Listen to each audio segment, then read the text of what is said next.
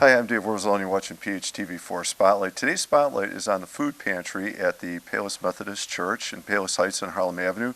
With me, we have the spearhead and the coordinator of this program, Susan Greer. Susan, thank you for being here.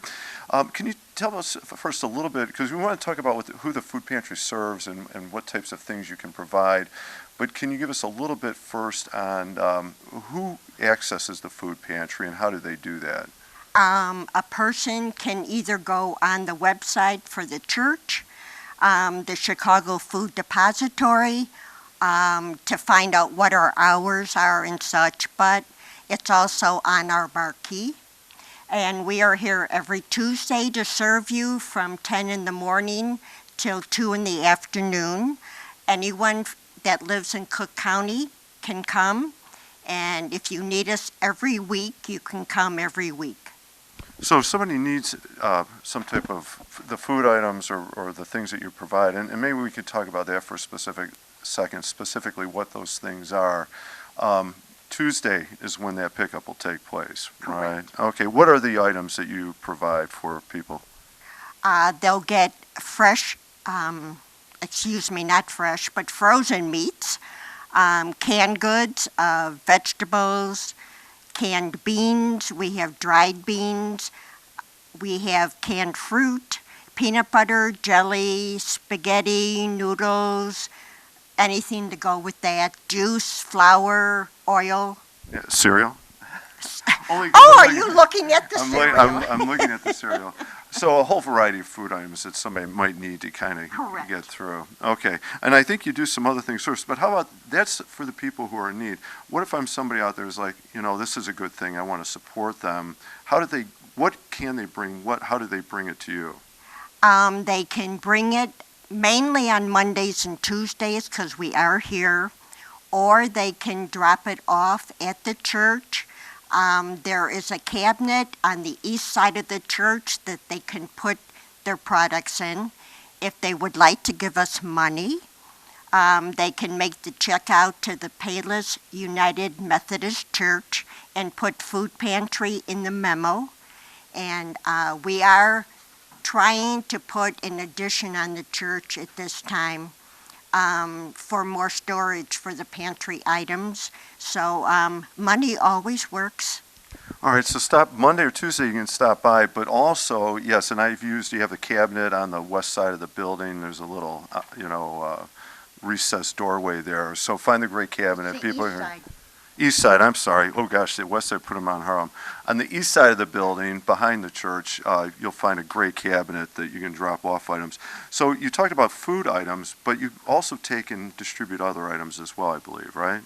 If we have available, we'll have shampoo, laundry detergent, detergent to wash your dishes, soaps, that type of item. Sometimes toilet paper. Okay, so something like the toiletry and hygiene products. And what about, I guess I want to ask, where is the need at, and how's the supply? Are they meeting each other? What's demand like right now? Demand is high. We were serving about 60 to 70 families every Tuesday last year. This year, since March, we're serving 90-plus families every Tuesday. So the demand is more, and I would say half of our clientele are seniors. So, it sounds like that's a big jump, and that creates more demand. It means you need more help. You need more people making donations, too, I suppose. Correct. We do need more food. I forgot what I was going to say. Well, but to go back to that, so why do you need donations? Why do you need people to bring food products in? Especially in this case, when you have a jump where you go from 60 to 70 family members to 90 plus, looking for supplies every Tuesday. That's a huge. All right, then what about if somebody, and you talked about this before, if somebody needs help, they can just come on a Tuesday. If they're a citizen, if they live in Cook County, they can access the food pantry. It doesn't matter where they live. Correct. You can live in Wisconsin. We've had people in visiting family and friends, and they're from Wisconsin, and they would stop in. We turn no one away. but we do advise them they could not come every Tuesday since they're out-of-state people. Right. So how about any other advice you want to offer up for either people who are in need of help or the people who want to help in some way? What would you suggest they do? Help. Well, how do they go about it? Like, how do they contact you to do that, or dropping off things? There's no need to contact ahead of time if you have product to drop off. We discussed that earlier.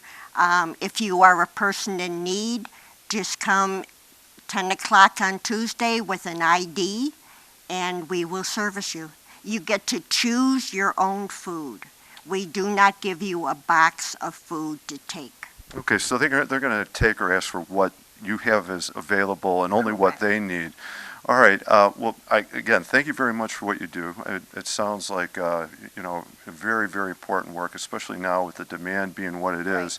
And if you want to help, then stop by Monday or Tuesday. You'll find Susan and the other volunteers here. If you're a person in need, stop by Tuesday. And we're at the Palos United Methodist Church on Harlem Avenue in Palos Heights. You know what, Susan, maybe before I sign up, maybe we should meet some of your volunteers. I know you're getting ready to go. All right. And they want to be introduced. All right, so let's go meet some of those volunteers. All right, we're with some of the volunteers now. I'm going to give them a chance to introduce themselves. This is just a small group. I know the group of volunteers here is much bigger than this, but they all volunteer to do this. Let's give them a chance to introduce themselves, and maybe you can tell us why you do this, or what you see in working for the food pantry. My name is Claudia Wusky. I've been doing this since 2012 when I retired full-time from work, and there is a dire need for so many people that their income is so much smaller than their ability to live.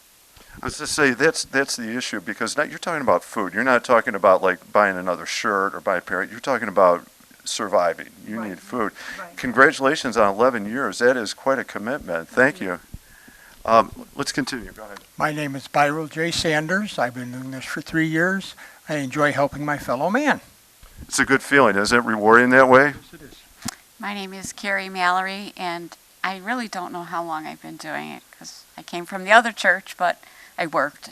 So anyway, I do it because it's a great mission of the church, and I love helping my community. I love that you've been doing it so long you don't have the years anymore. That's again another incredible commitment, and like you said, that reward of helping others, right? Hello, I'm Al Montagano. I've been doing this for 2 years, and it's just a feel-good experience when you see the people that come through here who truly need the help, and it's good to see them walk out with the groceries they need to survive. Maybe ultimately that's probably the most powerful part of the thing, that it's not just the volunteering, but seeing the people that you're helping and knowing that when they walk away, they're in a slightly better place than they were before, and you're all part of that. Again, Susan and everybody, thank you very much, and the other volunteers who are not up here, thank you. And if you're a person in need, come down on Tuesday. If you're a person who can help, you can drop off donations or stop by on Monday or Tuesday. I'm Dave Warzel, and you've been watching PHTV4 Spotlight, and we are at the Food Pantry in Palos Heights. Thank you for watching.